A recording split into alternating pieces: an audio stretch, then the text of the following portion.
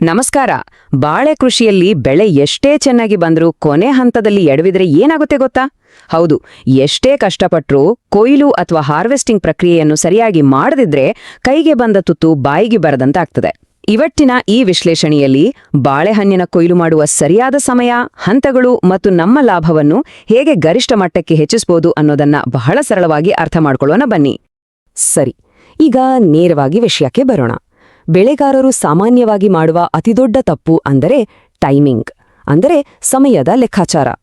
ಕೆಲವರು ಗಾಬರಿಯಲ್ಲಿ ಬಾಳೆಗೊನೆಯನ್ನು ತುಂಬಾ ಬೇಗ ಕತ್ತರಿಸ್ಬಿಡ್ತಾರೆ, ಇನ್ನು ಕೆಲವರು ಕಾಯೋಣ ಅಂತ ತುಂಬಾ ತಡವಾಗಿ ಕತ್ತರಿಸ್ತಾರೆ. ನೋಡಿ, ಇವೆರಡೂ ನಿರ್ಧಾರಗಳು ಹಣ್ಣಿನ ಕ್ವಾಲಿಟಿಯನ್ನು, ಅಂದರೆ ಗುಣಮಟ್ಟವನ್ನು ಸಂಪೂರ್ಣವಾಗಿ ಹಾಳ್ಮಾಡ್ತವೆ. ಒಮ್ಮೆ ಗುಣಮಟ್ಟ ಕಡಿಮೆ ಆದ್ರೆ ಏನಾಗುತ್ತೆ? ಸಹಜವಾಗಿಯೇ ಮಾರುಕಟ್ಟೆಯಲ್ಲಿ ಬೆಲೆ ಪಾತಾಳಕ್ಕೆ ಕುಸಿಯುತ್ತೆ. ತಿಂಗಳುಗಟ್ಲೆ ಸುರಿಸಿದ ಬೆವರು ಈ ಒಂದು ಸಣ್ಣ ಟೈಮಿಂಗ್ ತಪ್ಪಿನಿಂದ ಹೇಗೆ ವ್ಯರ್ಥವಾಗುತ್ತೆ ಅಲ್ವಾ? ಹಾಗಾದ್ರೆ ಇವತ್ತಿನ ನಮ್ಮ ಈ ವಿಶ್ಲೇಷಣೆಯಲ್ಲಿ ಏನೆಲ್ಲ ನೋಡಲಿದ್ದೇವೆ? 1. ಕೊಯ್ಲಿಗೆ ಸರಿಯಾದ ಸಮಯ. 2. ಬೆಳಗಿನ ಕೊಯ್ಲು ಮತ್ತು ಅದರ ವಿಧಾನ. 3. ಕೊಯ್ಲಿನ ನಂತರದ ನಿರ್ವಹಣೆ ಮತ್ತು ಕೊನೆಯದಾಗಿ ಸಾರಿಗೆ ಮೂಲಕ ಹೆಚ್ಚಿನ ಲಾಭ ಪಡೆಯೋದು ಹೇಗೆ ಎಂಬುದು. ಭಾಗ 1. ಕೊಯ್ಲಿಗೆ ಸರಿಯಾದ ಸಮಯ. ಇಲ್ಲಿ ಒಂದು ಬಹಳ ಆಸಕ್ತಿದಾಯಕವಾದ ಟೈಮ್ ಲೈನ್ ಇದೆ. ಅದೇ 11ರಿಂದ 13 ತಿಂಗಳು. ಹೌದು, ಬಾಳೆಗಿಡ ನೆಟ್ಟ ದಿನದಿಂದ ಸರಿಯಾಗಿ ಲೆಕ್ಕ ಹಾಕಿದ್ರೆ ಸಾಮಾನ್ಯವಾಗಿ 11ರಿಂದ 13 ತಿಂಗಳುಗಳ ನಂತರ ಬಾಳೆಗೊನೆ ಕೊಯ್ಲಿಗೆ ಕರಾರುವಾಗಿ ಸಿದ್ಧವಾಗುತ್ತದೆ. ಅತ್ಯುತ್ತಮವಾದ ಫಸಲು ಬೇಕು ಅಂದ್ರೆ ರೈತರು ಈ ನಿರ್ದಿಷ್ಟ ಕಾಲಮಿತಿಯನ್ನು ಒಂದು ಕ್ಯಾಲೆಂಡರ್ನಂತೆ ಕಟ್ಟುನಿಟ್ಟಾಗಿ ಟ್ರ್ಯಾಕ್ ಮಾಡುವುದು 100ಕ್ಕೆ 100 ಅಗತ್ಯ. ಆದ್ರೆ ಕೇವಲ ತಿಂಗಳುಗಳ ಲೆಕ್ಕಾಚಾರ ಮಾತ್ರ ಇದ್ರೆ ಸಾಲ್ದು. ಹಣ್ಣು ನಿಜವಾಗ್ಲೂ ಮಾಗಿದೆಯಾ ಅಂತ ಪ್ರಾಯೋಗಿಕವಾಗಿ ನೋಡ್ಬೇಕು. ಅಂದ್ರೆ ಅದರ ಭೌತಿಕ ಲಕ್ಷಣಗಳನ್ನು ಗಮನಿಸ್ಬೇಕು. ಮೊದಲನೇದಾಗಿ ಕಾಯಿಗಳು ಪೂರ್ಣ ಗಾತ್ರವನ್ನು ತಲುಪಿದೆಯಾ? ಎರಡನೇದಾಗಿ ಕಾಯಿಯ ಅಂಚುಗಳು ಅಂದ್ರೆ ಆ ಎಡ್ಜಸ್ ಸಂಪೂರ್ಣವಾಗಿ ದುಂಡಾಗಿವ್ಯಾ ಅಂತ ನೋಡ್ಬೇಕು. ಮತ್ತು ಕೊನೆಯದಾಗಿ ಅದರ ಬಣ್ಣ ಕಡು ಹಸಿರಿನಿಂದ ತಿಳಿ ಹಸಿರು ಬಣ್ಣಕ್ಕೆ ತಿರುಗಿದೆಯಾ ಅಂತ ಪರೀಕ್ಷಿಸ್ಬೇಕು. ಈ 3 ಲಕ್ಷಣಗಳನ್ನು ಕರಾರುವಾಗಿ ಗುರುತಿಸಿದ್ರೆ ಸಾಕು, ಅಕಾಲಿಕ ಅಥವಾ ವಿಳಂಬಿತ ಕೊಯ್ಲಿನಿಂದ ಆಗಬಹುದಾದ ಭಾರೀ ಆರ್ಥಿಕ ನಷ್ಟಗಳನ್ನು ಬಹಳ ಸುಲಭವಾಗಿ ತಡೆಯಬಹುದು. ಭಾಗ 2. ಬೆಳಗಿನ ಕೊಯ್ಲು ಮತ್ತು ಅದರ ವಿಧಾನ. ಈಗ ಇಲ್ಲೊಂದು ಬಹಳ ಕುತೂಹಲಕಾರಿ ಪ್ರಶ್ನೆ ಎದುರಾಗುತ್ತೆ. ಬಾಳೆಹಣ್ಣುಗಳನ್ನ ಕತ್ತರಿಸಲು ದಿನದ ಯಾವ ಸಮಯ ಬೆಸ್ಟ್? ಅಂದ್ರೆ ಬೆಳಿಗ್ಗೆನಾ, ಮಧ್ಯಾಹ್ನನ ಅಥವಾ ಸಂಜೆನಾ? ಕೇವಲ ದಿನದ ಸಮಯವನ್ನು ಬದಲಾಯಿಸೋದ್ರಿಂದ ಹಣ್ಣಿನ ಭೌತಿಕ ಸ್ಥಿತಿಯ ಮೇಲೆ ಅಷ್ಟೊಂದು ದೊಡ್ಡ ಮಟ್ಟದ ಎಫೆಕ್ಟ್ ಆಗುತ್ತಾ ಅಂತ ಯೋಚನೆ ಬರೋದು ಸಹಜ ಅಲ್ವಾ? ಖಂಡಿತ ಆಗುತ್ತೆ.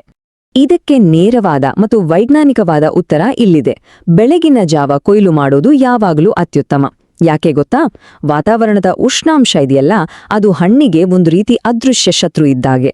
ವಾತಾವರಣದಲ್ಲಿ ಶಾಖ ಕಡಿಮೆ ಇದ್ದಾಗ ಹಣ್ಣಿಗೆ ಆಗುವ ಭೌತಿಕ ಹಾನಿ ಕೂಡ ಗಣನೀಯವಾಗಿ ಕಡಿಮೆಯಾಗುತ್ತದೆ. ಇದೇ ನೋಡಿ ತಾಪಮಾನ ಮತ್ತು ಬಾಳೆಹಣ್ಣಿನ ಸುರಕ್ಷತೆಯ ನಡುವೆ ಇರುವ ನೇರವಾದ ಸಂಬಂಧ. ಸರಿ, ಸಮಯದ ಬಗ್ಗೆ ಗೊತ್ತಾಯ್ತು. ಈಗ ಕತ್ತರಿಸುವ ವಿಧಾನ ಹೇಗಿರ್ಬೇಕು? ಬಾಳೆಗೊನೆಯನ್ನು ಎಂದಿಗೂ ಒಂಟಿಯಾಗಿ ಅಥವಾ ಬಹಳ ಒರಟಾಗಿ ಕತ್ತರಿಸಬಾರದು. ಯಾವಾಗ್ಲೂ ಇಬ್ರು ಸೇರಿ ಕೊಯ್ಲು ಮಾಡುವುದು ಅತಿ ಸುರಕ್ಷಿತ. ಮೊದಲನೆಯ ವ್ಯಕ್ತಿ ಗಿಡ ಮತ್ತು ಗೊನೆಯನ್ನು ಭದ್ರವಾಗಿ ಹಿಡಿದುಕೊಳ್ಳಬೇಕು. ಎರಡನೆಯ ವ್ಯಕ್ತಿ ಬಹಳ ಹುಷಾರಾಗಿ ಚಾಕುವಿನಿಂದ ಗೊನೆಯನ್ನು ನಿಧಾನವಾಗಿ ಕತ್ತರಿಸಬೇಕು. ಈ ರೀತಿ ನಿಯಂತ್ರಿತವಾಗಿ ಮಾಡೋದ್ರಿಂದ ಗೊನೆ ರಭಸವಾಗಿ ನೆಲಕ್ಕೆ ಬಿದ್ದು ಹಣ್ಣುಗಳು ಜಜ್ಜಿ ಹೋಗುವುದನ್ನು ಸಂಪೂರ್ಣವಾಗಿ ತಪ್ಪಿಸಬಹುದು. ಭಾಗ 3. ಕೊಯ್ಲಿನ ನಂತರದ ನಿರ್ವಹಣೆ. ಈ ಹಂತದಲ್ಲಿ ಅತ್ಯಂತ ಪ್ರಮುಖವಾದ ಅಂಶ ಏನು ಅಂದ್ರೆ ಕತ್ತರಿಸಿದ ಹಣ್ಣುಗಳನ್ನು ಹೇಗೆ ಕಾಳಜಿಯಿಂದ ನೋಡ್ಕೊಳ್ತೀವಿ ಅನ್ನೋದು. ಕೆಲಸ ಮುಗಿತು ಅಂತ ಸುಮ್ನಾಗುವಂತಿಲ್ಲ. ಮೊದಲು ಒಂದು ಶುದ್ಧವಾದ ಬಟ್ಟೆ ತಗೊಂಡು ಹಣ್ಣನ್ನು ನಿಧಾನವಾಗಿ ಒರೆಸಿ ಸ್ವಚ್ಛಗೊಳಿಸಬೇಕು. ಆಮೇಲೆ ಯಾವುದಾದ್ರೂ ಹಾನಿಗೊಳಗಾದ ಅಥವಾ ಜಜ್ಜಿದ ಹಣ್ಣುಗಳಿದ್ರೆ ಅವುಗಳನ್ನ ತಕ್ಷಣವೇ ಬೇರೆ ಮಾಡಬೇಕು. ಇಲ್ಲದಿದ್ರೆ ಒಂದು ಕೆಟ್ಟ ಹಣ್ಣು ಇಡೀ ಕೊನೆಯನ್ನೇ ಹಾಳು ಮಾಡುವ ಸಾಧ್ಯತೆ ಇರುತ್ತೆ. ಕೊನೆಯದಾಗಿ ಉಳಿದ ಉತ್ತಮ ಗುಣಮಟ್ಟದ ಬಾಳೆಹಣ್ಣುಗಳನ್ನು ಬಹಳ ಎಚ್ಚರಿಕೆಯಿಂದ ಪ್ಯಾಕ್ ಮಾಡಬೇಕು. ಈ ಚಿಕ್ಕ ಚಿಕ್ಕ ಶುಚಿಗೊಳಿಸುವ ಮತ್ತು ವಿಂಗಡಿಸುವ ಕೆಲಸಗಳೇ ಅಂತಿಮವಾಗಿ ಮಾರುಕಟ್ಟೆಯಲ್ಲಿ ಹಣ್ಣಿನ ಮೌಲ್ಯವನ್ನ ಹೆಚ್ಚಿಸುವುದು. ಭಾಗ 4. ಸಾರಿಗೆ ಮತ್ತು ಹೆಚ್ಚಿನ ಲಾಭ. ಇನ್ನೊಂದು ಮುಖ್ಯವಾದ ವಿಚಾರ, ಟ್ರಾನ್ಸ್ಪೋರ್ಟ್ ಅಥವಾ ಸಾರಿಗೆಯ ಸಮಯದಲ್ಲಿ ಬಾಳೆಗೊನೆಗಳನ್ನು ಯಾವಾಗಲೂ ಗೋಣಿ ಚೀಲಗಳು ಅಥವಾ ಯಾವುದಾದರೂ ಮೃದುವಾದ ಕವರ್ಗಳಿಂದ ಕಡ್ಡಾಯವಾಗಿ ಮುಚ್ಚಲೇಬೇಕು. ಯಾಕೆ ಅಂತೀರಾ? ಒಂದು ಹೊಸ ವಾಹನದ ಮೇಲೆ ಗೀರು ಬಿದ್ದಾಗ ಅದರ ರೇಟ್ ಹೇಗೆ ಕಮ್ಮಿಯಾಗುತ್ತೋ ಅದೇ ರೀತಿ ಹಣ್ಣಿನ ಮೇಲೆ ಸಣ್ಣ ಗೀರುಗಳಿದ್ದರೂ ಸಾಕು, ಖರೀದಿದಾರರು ತಕ್ಷಣವೇ ಬೆಲೆಯನ್ನು ಕಡಿಮೆ ಮಾಡಿಬಿಡ್ತಾರೆ.